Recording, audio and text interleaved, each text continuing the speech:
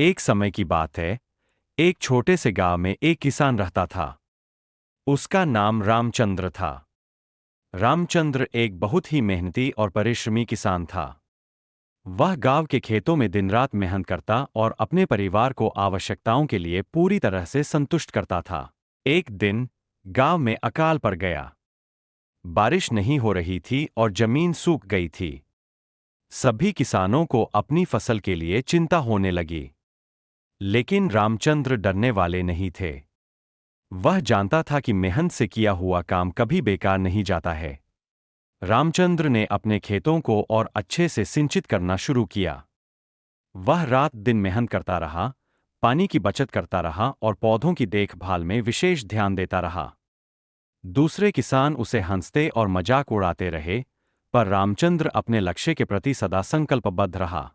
कुछ समय बाद बादल उमड़ आए और बारिश शुरू हो गई। रामचंद्र की खेती के पौधे जीवंत हो गए और उनकी फसल बढ़ने लगी। वह खुशी से झूम उठा, क्योंकि उसका मेहनत और धैर्य उसे उनके सपनों की प्राप्ति तक पहुंचा रहे थे। फसल काटने के बाद रामचंद्र ने अपनी परिवार के साथ आराम से खुशहाल जीने का आनंद लिया। उसकी मेहनत और परिश्रम ने उसे गर्व महसूस करवाया। वह गांव के बाकी किसानों के लिए एक प्रेरणास्रोत बन गया। आखिरकार गांव की जनता ने उनकी मेहनत और समर्पण को मान्यता दी और उन्हें सम्मानित किया। रामचंद्र की कहानी और संघर्ष गांव के अन्य किसानों को भी प्रेरित करते रहे। इस कहानी से हमें यह सीख मिलती है कि मेहनत, परिश्रम और समर्पण किसानों के लिए अत्यंत महत्वपूर्ण है।